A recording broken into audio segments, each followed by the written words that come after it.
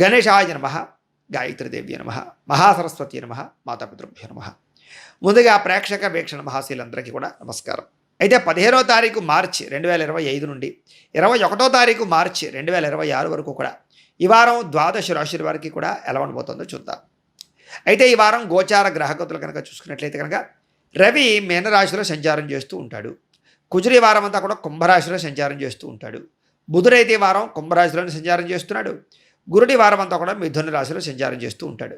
శుక్రుడి వారం మీనరాశిలో సంచరిస్తూ ఉంటాడు. శనివారం అంతా కూడా మీనరాశిలోనే సంచారం చేస్తున్నాడు. రాహు అయితే కనుక కుంభరాశిలో సంచారం చేస్తున్నాడు. కేతువి వారం అంతా కూడా సింహరాశిలో సంచారం చేస్తూ ఉన్నారు. ఈ కారణంగా ద్వాదశ రాశుల వారికి కూడా ఈ వారం ఎలా ఉండబోతుందో చూద్దాం. ఇక మకర రాశి వారి యొక్క ఫలితాలు. అయితే ఈ వారం మీ గోచార గ్రహగతులు కనుక చూసుకున్నట్లయితే కొంచెం మిశ్రమ ఫలితాలు, కొంచెం ఇబ్బందులు కనపడుతున్నాయి. చాలా జాగ్రత్తగా ఉండాలి. ముఖ్యంగా ఎవరంటే త్రాగుడు వ్యసనాలు, మద్యపానం వ్యసనాలు ఉన్న వాళ్ళకి శస్త్రచికిత్స అవకాశాలు, ప్రమాదాలు కనపడుతున్నాయి. అలాగే స్నేహితుల వల్ల ధన నష్టం కనపడుతోంది. మాట్లాడేటప్పుడు సరిగ్గా మాట్లాడకపోవడం వల్ల, లేదా ఎవరినైనా కించపరచడం వల్ల, తోలనాడడం వల్ల సమస్యలు కొని తెచ్చుకునే అవకాశాలునే జాగ్రత్తగా ఉండాలి. ఎవరైతే మిమ్మల్ని బాగా ఇష్టపడతారో, కుటుంబ సభ్యులో, లేకపోతే మీ గ్రోత్ను కోరుకుంటారో, మీ సుఖాన్ని కోరుకుంటారో వాళ్ళతోటి గొడవలు పడే అవకాశాలు ఉన్నాయి. ప్రేమించిన వాళ్ళ మీదే మీరు ఎక్కువగా ప్రభావము, ప్రతాపము చూపించే అవకాశాలు ఉన్నాయి. కాబట్టి జాగ్రత్తగా ఉండండి. ఒంటరిగా ప్రయాణాలు చేయకండి.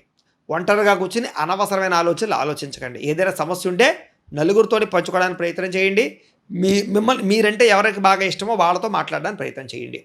అలాగే ఈ వారం అంతా కూడా కొంచెం నిస్సత్తువ, నిరాడంబరంగా ఉండడము, విరక్తి ఆలోచనలు ఇక్కడ కనపడుతున్నాయి. కాబట్టి ధైర్యంగా ఉండడానికి ప్రయత్నం చేయండి.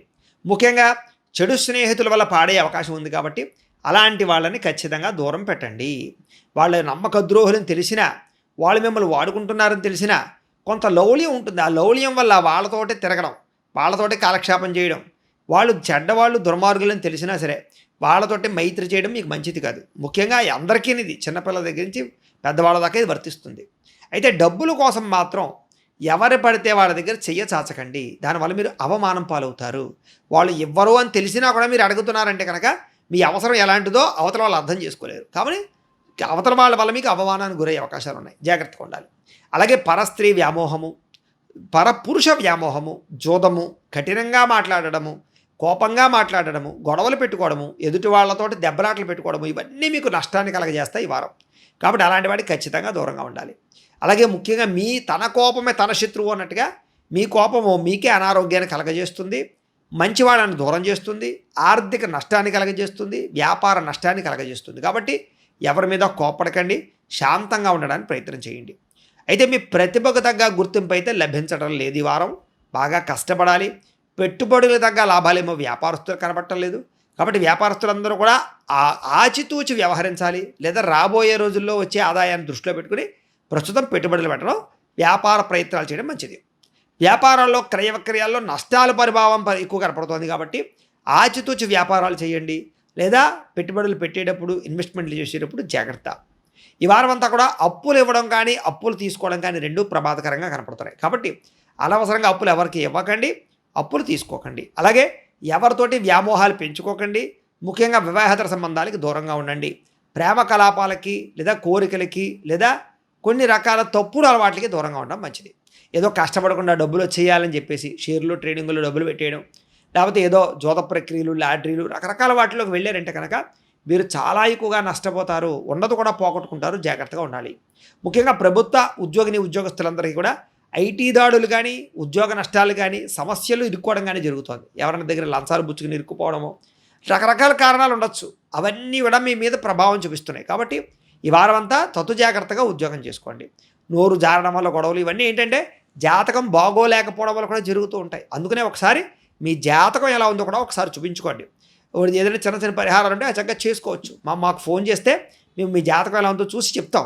తద్వారా ఏంటంటే ఏమైనా గ్రహ దోషాలు ఉంటే తొలగించుకుని తద్వారా ఎదురికి వెళితే ఎటువంటి సమస్య లేకుండా ఉంటుంది మీకు. ఇక శారీరక కోరికలు మాత్రం బాగా పెరిగిపోతాయి ఈ వారం అంతా కూడా.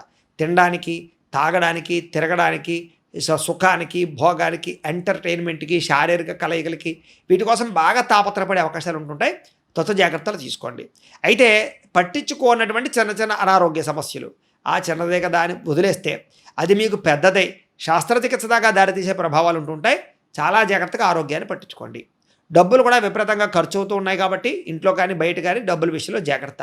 అలాగే పెట్టుబడులు పెట్టేటప్పుడు మంచి పాలసీలు తీసుకోండి, మంచి ఇన్వెస్ట్మెంట్ చేయండి. ఫిక్స్డ్ డిపాజిట్లు, బంగారం మీద, భూముల మీద, స్టాండర్డ్ అయినటువంటి వాటి మీద మాత్రం ఇన్వెస్ట్మెంట్లు చేయండి. పాలసీలు ఖచ్చితంగా కట్టండి. ఇక ఎన్ఆర్ఐలు, ఇతర దేశాల్లో ఉండే భారతీయులందరికీ కూడా ఉద్యోగ నష్టాలు, సమస్యలు ఎదుర్కొనే అవకాశాలు, ధన నష్టాలు బాగా కనపడుతున్నాయి కాబట్టి అన్ని చోట్ల కూడా జాగ్రత్తగా వ్యవహరించండి. ఇక వివాహాది ప్రయత్నాలు చేసేవారికి వివాహం కుదిరిపోయినట్టే కుదిరిపోయి ఇంకా ఏదో రేపో మాపో నిశ్చితార్థం అన్నట్టుగా ఉండి మళ్ళీ వాళ్ళు చెబుతావులండి, ఆలోచిస్తావులండి, ఇలా వాయిదాలు వేసేటటువంటి పరిస్థితి కనపడుతుంది కాబట్టి వివాహాల విషయంలో తత్వ జాగ్రత్తలు తీసుకోండి. ప్రేమికుల మధ్య కూడా అనవసరమైనటువంటి గందరగోళానికి గురయ్యే పరిస్థితి కనపడుతోంది. గొడవలు పడడం కానీ, విడిపోవడం కానీ, సమస్యల తలతరం కానీ జరుగుతోంది కాబట్టి ప్రేమికులు చాలా జాగ్రత్తగా వ్యవహరించండి. ముఖ్యంగా రాత్రి ఫోన్లు చూడ్డాలు, నిద్ర సరిగ్గా పోకపోకుండా ఉండాలి, వెబ్ సిరీస్లు చూడ్డాలు, ఎంటర్టైన్మెంట్లు, ఫోన్లు, చాటింగ్లు, వీటి జోలికి వెళితే కనుక అనారోగ్య సమస్యలు, స్ట్రెస్కు గురవడాలు, మందబుద్ధి, పరీక్షా ఉత్తీర్ణత లేకపోవడం ఇవన్నీ కనపడతాయి. మిగతా వాళ్ళకు కూడా అందరికీ అన్ని రంగాల వారికి కూడా రాత్రి నిద్ర చాలా ముఖ్యం. పొద్దున్నే లేవడం ముఖ్యం, వ్యాయామం ముఖ్యం, సరైన ఆహారం తినడం ముఖ్యం అనే విషయం మాత్రం గుర్తుపెట్టుకోవాలి. ఇక భార్యాభర్తలు ఇంట్లో సమస్యల వల్ల లేదా మీ ఇద్దరి మధ్య చిక్కుల వల్ల ఇంట్లో వాళ్ళందరి మీద కోప్పడుతూ ఉంటారు. మీరు అలాంటి వాటికి దూరంగా ఉండండి. అనవసరమైనటువంటి పనులు చేసి టైం వేస్ట్ చేసుకోవడం లేదా కాలక్షేపం చేయడం అన్నీ చేయకండి. అలాగే నిద్ర విషయంలో ఎక్కువ కేర్ తీసుకొని మళ్ళీ చెప్తున్నాను. అలాగే విద్యార్థులు కూడా చెడు స్నేహితుల వల్ల పాడయ్యే అవకాశాలు, చెడు వ్యసనాలు, సెల్ ఫోన్ వ్యామోహాలు లేదా చదువు పట్ల శ్రద్ధ తగ్గడము, చదివింది గుర్తుండకపోవడము లేదా కొత్త పుస్తకాలు చదివేటప్పుడు కన్ఫ్యూజ్ అవ్వడము, కొత్త సబ్జెక్టులు ఎంచుకునేటప్పుడు ఏకాగ్రత లోపించడము లేదా సరైనటువంటి లెక్చరర్స్ దొరకకపోవడం లేదా మీ డౌట్స్కి క్లారిఫికేషన్ చేయలేకపోవడము, అలాగే కొన్ని రకాల కంప్యూటర్ విద్యల పట్ల ఆసక్తి ఉన్నా కూడా అది ఎలా నేర్చుకోవాలో తెలియని గందరగోళం పరిస్థితి కనపడుతుంది కాబట్టి కాన్సన్ట్రేషన్ చేయాలి. ఇక ఉద్యోగస్తులు కూడా ఉద్యోగ నిర్వహణలో కానీ, వ్యవహార నిర్వహణలో కానీ సమస్యలు ఎదురవ్వడం, మానసిక ఒత్తిడి, ఆటంకాలు కనపడుతున్నాయి కాబట్టి చాలా జాగ్రత్తగా ఉండాలి. స్త్రీలకు కూడా ఇరుకు పొరుగు వారితో జాగ్రత్త. మీరు చెయ్యని తప్పుకు మీ మీద నింద వేయడం కానీ, మీ గురించి తప్పుగా ప్రచారం చేయడం కానీ, అనవసరంగా తగాదాలు పడడం కానీ జరిగే అవకాశాలు ఉన్నాయి. ఉద్యోగాలు చేసే చోట, వ్యాపారాలు చేసే చోట నరదిష్టి ఎక్కువగా కనపడుతోంది. ముఖ్యంగా మీరు బాగా దిష్టి తీయించుకోవడానికి ప్రయత్నం చేయండి. కొత్త పరిచయాలు ఏర్పడడం వల్ల మానసిక అశాంతి, వాళ్ళతో ఏ రిలేషన్ ప్రారంభించాలో తెలియని వ్యామోహ ప్రభావము లేదా కొన్ని రకాల కోరికలు అదుపులో పెట్టుకోలేక తప్పులు చేయడాలు కనపడుతున్నాయి కాబట్టి చాలా జాగ్రత్తగా ఉండాలి ఈ వారం. వ్యాపారస్తులకి ఆచితూచి వ్యాపారాలు చేసినట్లయితే మాత్రమే లాభాలు ఉన్నాయి. వడ్డీ తాకటి వ్యాపారస్తులందరూ కూడా నష్టాలు ఉన్నాయి. మిగతా అన్ని రంగాల వారికి కూడా స్వల్ప ఇబ్బందులతో కూడుకున్నటువంటి లాభాలే కనపడుతున్నాయి తప్ప విశేషంగా మాత్రం ఈ వారం కనపడలేదు. కాబట్టి ఈ వారం అంతా కూడా దైవ బలం పెంచుకోండి, ఇంట్లో పూజాది కార్యక్రమాలు చేయండి, ఆలయ దర్శనాలు చేయండి అని తెలియజేస్తూ గోబ్రాహ్మణేభ్యః శుభమస్తు నిత్యం. లోకా సమస్తాః సుఖినో భవంతు. స్వస్తి.